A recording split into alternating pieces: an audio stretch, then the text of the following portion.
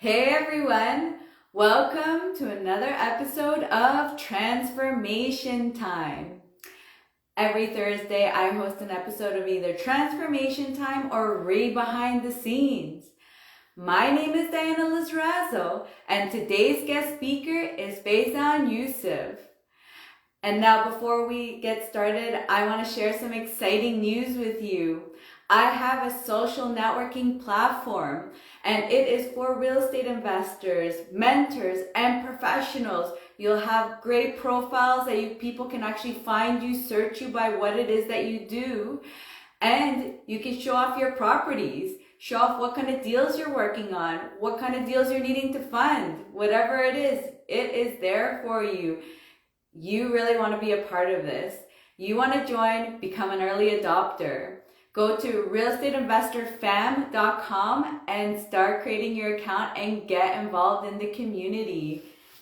Now back to the show. On Transformation Time, our guests are real estate investors, and they're here to help you by sharing their personal development journeys and mindset shifts that they have gone through to get to where they are now. And we'll also get to hear about what they're doing now to get to their big 5-10 year goals. So if you guys are ready, let's send some thumbs up, some love, and let's get Faizan on the stage. I don't know if that means it happened. There we go. Hey. Hey Diana, how are you doing? I'm good. How are you? Not too bad, not too bad. Thank you for having me on. Yeah, thanks for coming on. So let's get started. So let's start with just giving the viewers a little bit of what's your real estate strategy, how long have you been in it, and anything else you'd like to share about what's going on in the world of Faizan. Absolutely. Right now there's a few strategies that we're focusing on in the business. We have a short-term and a longer-term strategy. So the short-term strategy is obviously focused more on the active income side, and then the longer-term strategies are obviously focused more on the passive income side, right? Which is, like you said, the 5-10 year goals. So on the shorter term side, we're mainly focused on flips right now, primarily in the GTA. So right now we have a flip going on, and we're starting to take on a few more as the market starts to kind of move into a better market. And then on the longer term side, we just closed on a 25 unit building in New Brunswick. And so we're working on that right now. We're doing the construction for that building inside. And then we have a potential development we're looking at after that as well. So both of those are kind of part of the longer term play. And in the short term, again, we're doing flips and we're doing smaller multifamily conversions as well. We have a luxury cottage or short-term rental that we're just finishing renovations on. So that should go live by this spring as well. So that's exciting as well. And yeah. Awesome. Great to hear. It's great to hear that you have so many projects going on because a lot of people are still in a bit of a scarcity mode mindset. So it's nice to hear people that are still actively in it to kind of motivate everyone, right? Like it's still doable. Maybe it takes a little longer than usual, but it's happening. So now let's talk about you more. Now, getting into going back to just even thinking about real estate, like what was that pivotal moment? Like what made you even think about getting into real estate? Or because for a lot of people, even thinking about buying a home for yourself, a lot of people don't even think that's possible or it's just not in their awareness. So for you, what made you even think about getting into this? Like what happened for you to just want to dive into this area? Absolutely. I'll dive into a little bit of a background and how I kind of got into the mindset and all, and then dived into real estate as well. I was very fortunate when I was a lot younger and I was, in university for the first time. I was in school for engineering, had the dream of coming out and getting a good job and whatever else. And by the end of my second year, I was looking for summer jobs and I couldn't find anything. So I ended up finding a sales job, and it was a door-to-door sales job. And because of that, it was a full commission, no base pay kind of job, and that's exactly how business operates, right? You earn how you perform, basically, or based on how you perform. So that kind of mindset, I got into it. I was very fortunate. I got into it very early. I got very good at sales, and from there, I went on to a few different industries and just developed that further. And then moving on to essentially around, so I left school at that time. A few years later, I went back into school for business because I was like, I want to take this a little bit further. And I went in with a little bit of the mindset that I'm going to go in for the learning aspect, not to go to school, come out with a good job, or I didn't have any of those thoughts. For me, it was just I want to go and I want to learn everything there is to know about business and entrepreneurship. So I took all the classes I could. And as I was coming out of it, I was still working full time and COVID hit.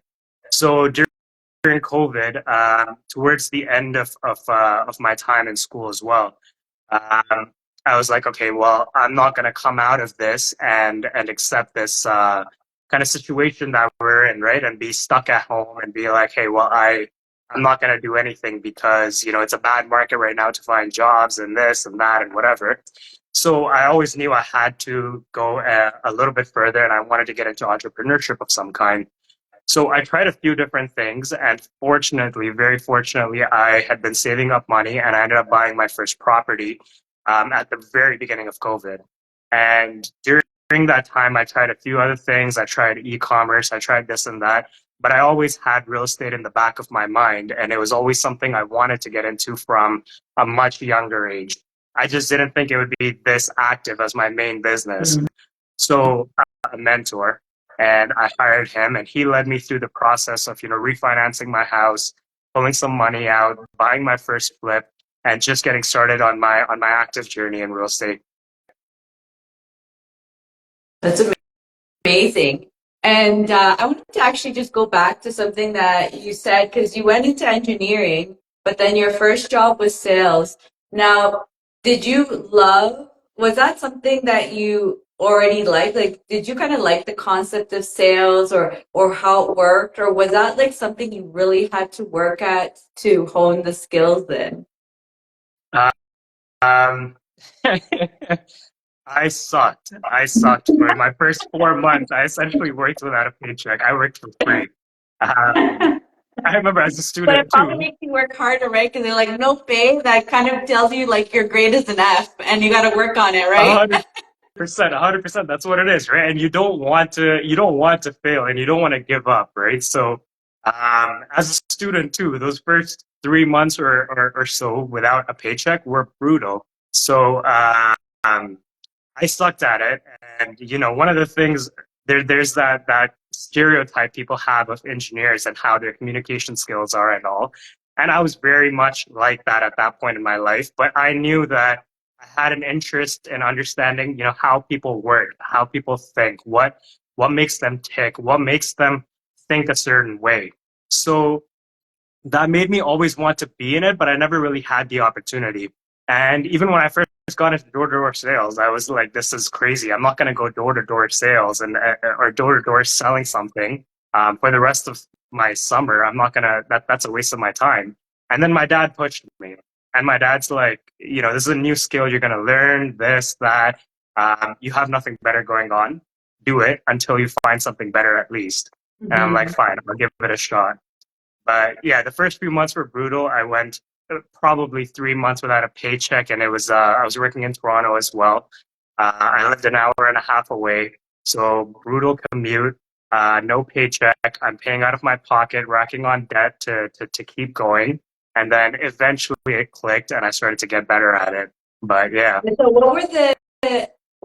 what did you start changing or learning that helped you to become better at sales? Because I mean, it is good that you're probably grateful for doing it. At the time you're probably like, why the hell am I doing this? But I mean, we're always selling ourselves. And to be honest, anything we do, not even real estate, just in general, going to an interview, you're selling yourself, Negotiations is really you're selling yourself. Yeah, absolutely. So, the one thing that clicked for me is there's always when it comes to sales, a lot of people, whether you look at call centers or any kind of sales training, it typically tells you, it gives you a script and a list of questions and answers a lot of the time. And that's how I started to learn as well. Like that's how I was taught in the very beginning as well. What kind of made the change for me or the difference for me was starting to understand the thoughts and processes and the mindset behind what was being said. So that took me a lot of development and it went from, okay, well, a customer said this. Well, this wasn't on the script that I was given. So what do I say now? And you have to get past that mindset or that thought process to be able to get better at sales. Just understanding the motivation behind what a person is actually saying. Yeah, love that. That's very, very true. And like that, it was a very good skill that you learned at that time because obviously you could use it going forward. Now going to, because that was skill that you had to learn that didn't come easily to you. What would you say then? And actually, I think you kind of went through them already, but maybe there are others too. What are the skills that you had innate in you that really you noticed a lot getting into real estate, how it was really pushing you forward? I think one place where I was fortunate coming from that, just that engineering mindset, I guess you could say, was I loved my numbers. So when I got into real estate, and you talked about, a lot of investors being on the sidelines right now as well.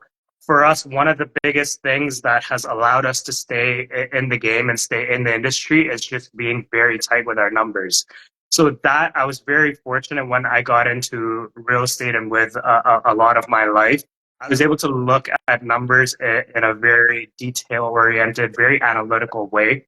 And that kind of helped me stay on track with whatever we were trying to get done in our journey at the time. I love that. And it kind of also helps you remove those fears too, right? Because you're kind of like, the numbers don't lie, you know? So it kind of helps you out to just also feel more secure about yourself. And especially like that, as you guys have so much experience now, even doing your estimates and things like that, you feel even more comfortable on like, okay, this seems like a good quote. And then you put it into your calculation. Yeah, 100%. I agree. And it really has been one of those things, right?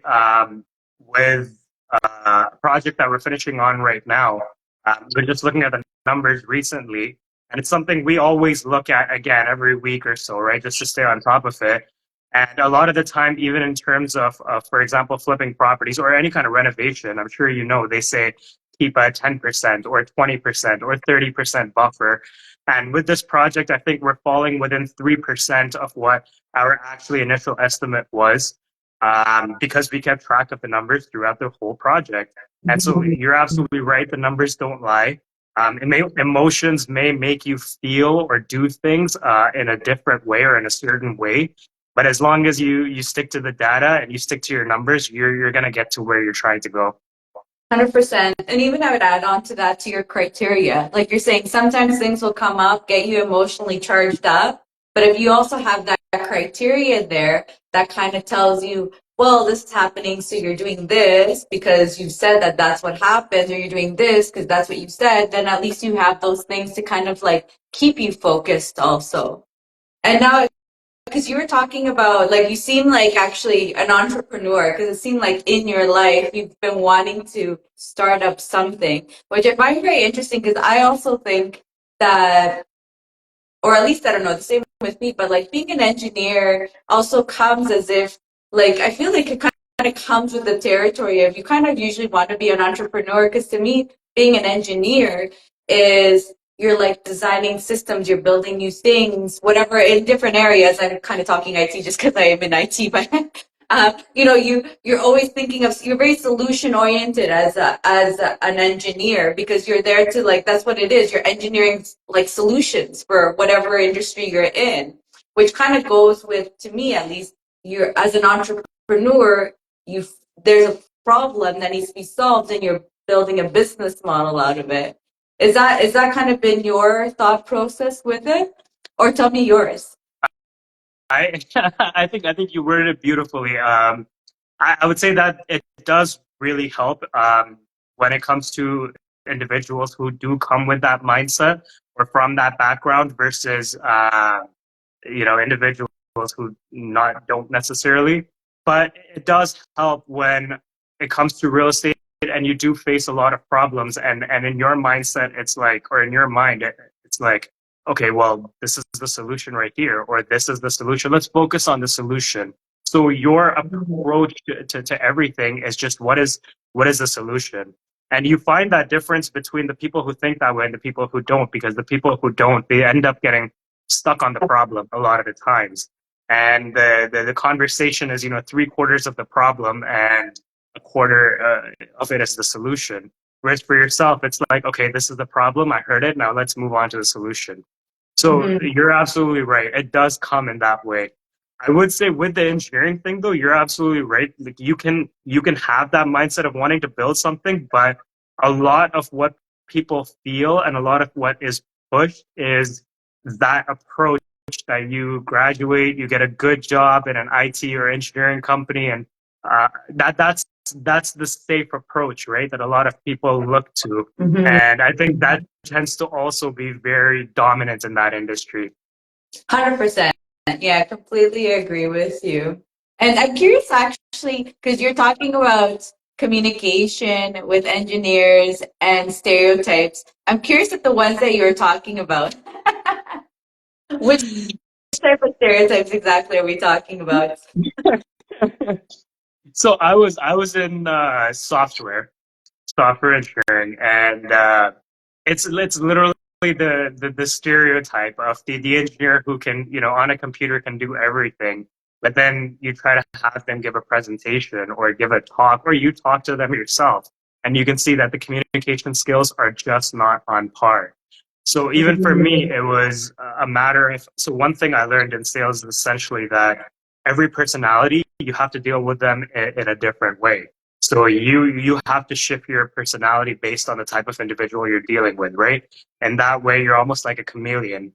Um, with an engineer, it's not like that. They have one personality. They say things in one way. And I was very much that academic where any conversation, it's like talking to me was like you're reading an academic paper. And and that was a mindset I had to kind of, or that was really as part of my communication that I had to work on.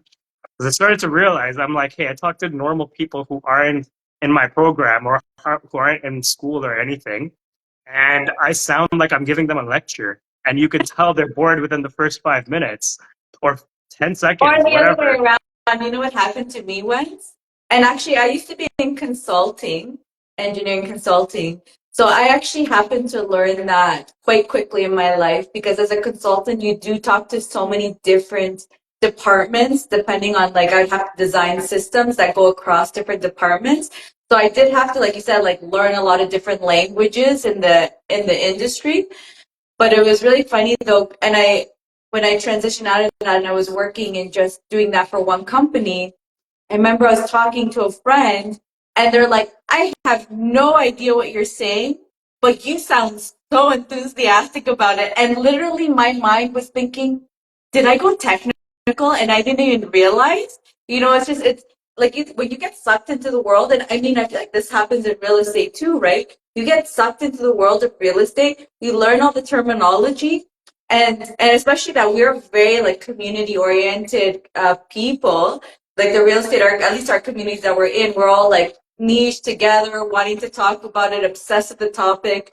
And sometimes you go outside of that, right? And then you start saying all the jargon, and people are just like, you're way too intense, with the real estate talking. You're just like, oh my God, leave that to the real estate friends. Yeah,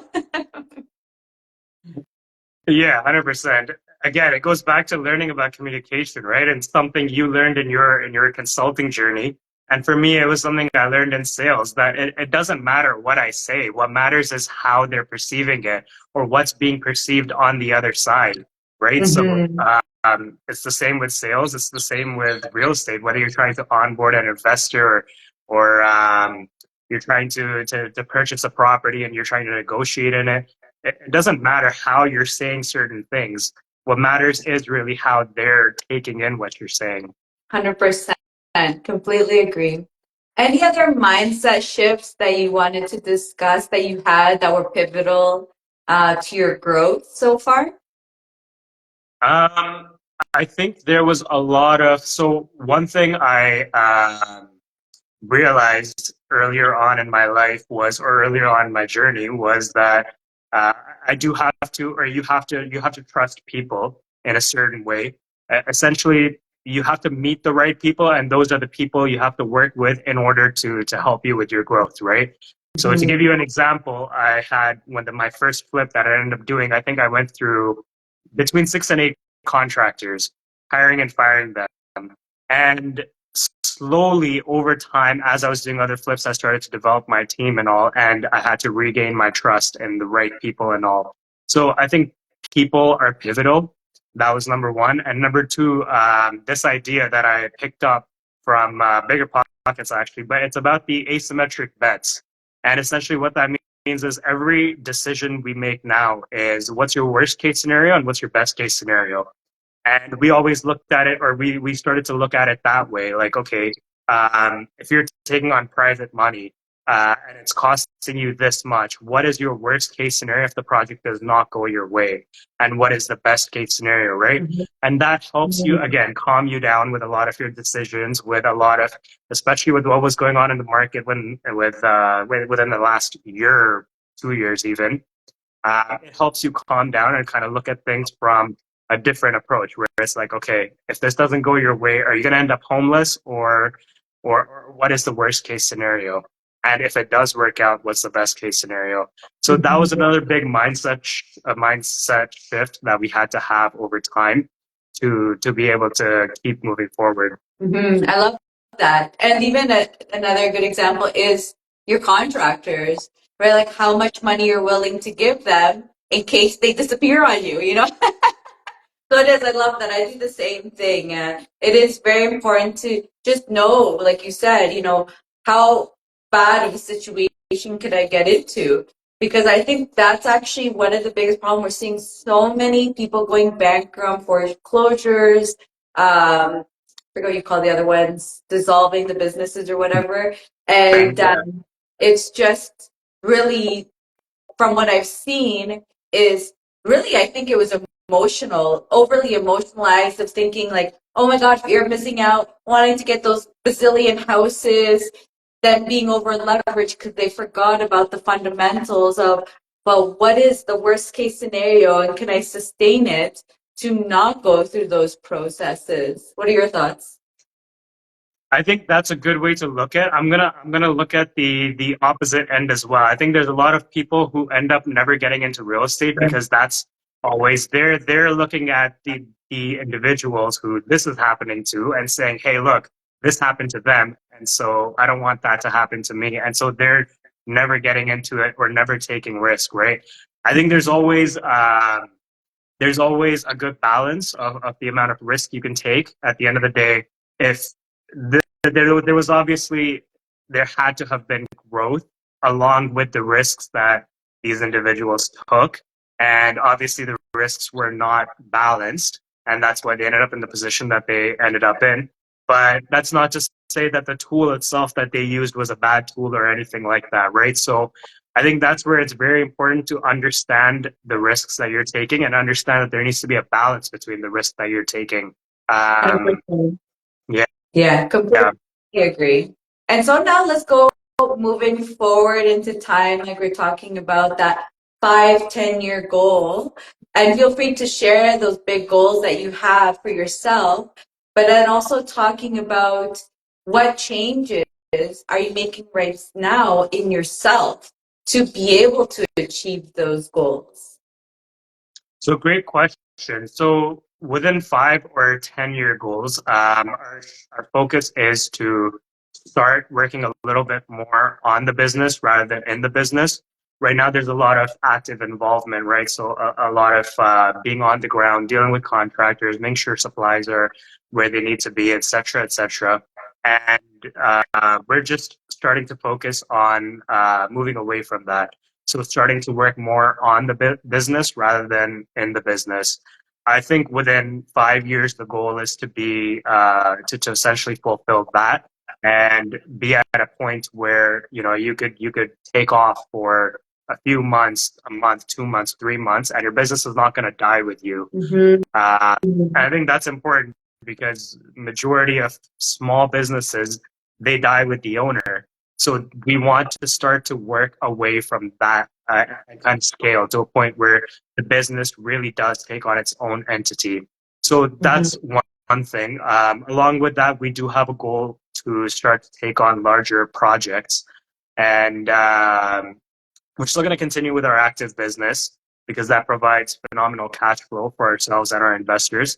But start to focus more on larger projects where it's more of a 3 year horizon, a 5 year horizon, etc. And that's more of the projects that are going to take us to retirement. So that's the goal within the next 5 years. We're focusing a lot on multifamily and developments right now. So kind of like mid-sized developments. Besides that, as for the 10-year goal, I think it's just to take that 5 year goal and make it 10 times bigger. So essentially to a point where, for me personally, I no longer need to be involved at all in the business if I don't need to be. I get a paycheck in that mail.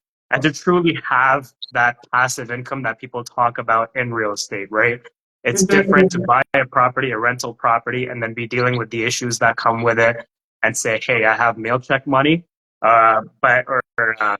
yeah, money in the mail, but it's different to have a whole business catered around that and to actually be able to remove yourself from that and be getting checks in the mail. 100%. And so what changes are you making in yourself right now to be able to be like that, just getting the checks in the mail and being able to maybe focus on other hobbies or other things or whatever it is that you want to do? As of right now, one of the things that we have started to do, so for myself personally, it's starting to take myself to envision myself being out of the business, I should say. So, it's very hard to do when you're so deep in your business that your daily thoughts are encompassed by what needs to be done right now and tomorrow and next week and next month.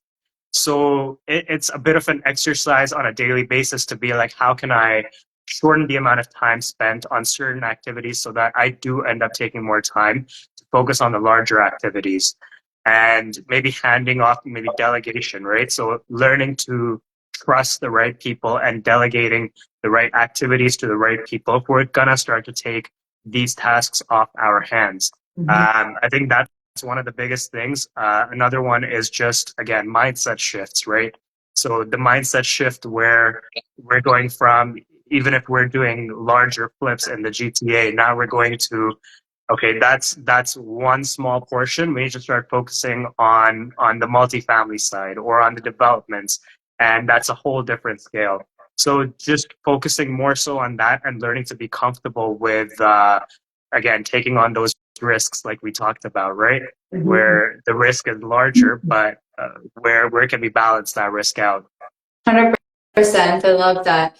And I think it's what you were saying was so important because that visualization really helps you to actually see, if I'm not in the business, who are all those people that I need to have? And yes, at that time, you're not working at it at all, but now you start picking out, out of all those people, then you're picking like who are the most important ones to maybe start getting them trained and prepared right now. And I just wanted to give a tip to you and the viewers. Maybe you may probably already know this, but I feel that this is another thing I've seen in the industry. And again, I think because of my consulting background, it's something that I just came to learn because I had to manage teams and stuff, was that also just not getting frustrated and thinking that you hire someone and they should know exactly what to do from day one, and actually making sure that the time is put to them and properly training them, I think is so important. Because I can say, for example, I have people on my team. I have one specifically has been here for three years with me, working with me. Another one close to that, 2.5 years, 2 years, 2.5 years. And I attribute that to having the patience to train them and to make sure that they have everything they need to be successful and, like you said, build that trust that they can do their job. Because I notice a lot of people in the industry, let's say specifically VA always seems to be the first thing that gets hired. They hire them and they get quite frustrated with them within a month or two and kind of give up and go and fire them, either try again maybe, but don't realize that really it is us who's the problem. When the employees aren't able to do their job, it's like we are not communicating properly. We are not telling them what they need to know to do their job, or we've picked the wrong people to do that kind of job. So I just wanted to say that out to people, and even hopefully it helps you if you find the value or already knew it. But I just wanted to share that because that's something that I've noticed in the industry is that people do struggle with the whole hiring thing and they give up too quickly. I mean, it's the same as real estate, right? Don't give up, learn from it. Where did you go wrong? What happened? Did they not have the skills that you needed? You hired wrong, or they just really weren't understanding you, which is really us. It's our communication that we want to work at. Because I feel like as leaders in our businesses, you really start having to, at least what I've learned, it's like communication is so pivotal, especially if you're dealing with people that are maybe not, let's say, for example, English is the first language, because on top of that, the translation also becomes another thing. What are your thoughts? I agree with you 100%. I was going to say, so one of my bad thoughts that I say sometimes out loud to people is, sometimes dealing with contractors is like dealing with children. And I love my contractors and all, but that thought has come with me from a long time ago when I used to be in management positions and training new salespeople and this and that. And that's how I look at hiring, working with a new individual. It's like a new child you have. You can't be like, hey, walk or run when they have no clue how to do that. So they have to be treated like your baby. And if you're handing off your business, which really is your baby, you have to treat them and train them in that same way. And if they're not understanding, you need to figure out whether it really is a communication issue or if it is that they're just not the right person for it. But absolutely, what you said, and going back to communication, you have to adjust your communication depending on the type of personality you're dealing with. Your personality has to change. One approach just does not work for everyone. So I think both of those things are very important. Managing your own expectations and the expectations you have of the individual, very important. Mm-hmm. Love that. Faizan, thank you so much for coming on. It was so much to learn about you, hear about what you have to say, and share all the insightful information you have given. If you guys love what you heard from Faizan, he's going to be tagged on here, so you'll be able to see what he's up to, because you'll want to follow him so you can see what he's up to, and just and contact him if you ever want anything, work with him. And if you guys love what you hear from me, definitely follow me too. And you can see what shows are going on and what I'm up to these days. Faizan, thank you so much. Thank you, Diana. Take care. Bye, everyone. Bye, Faizan.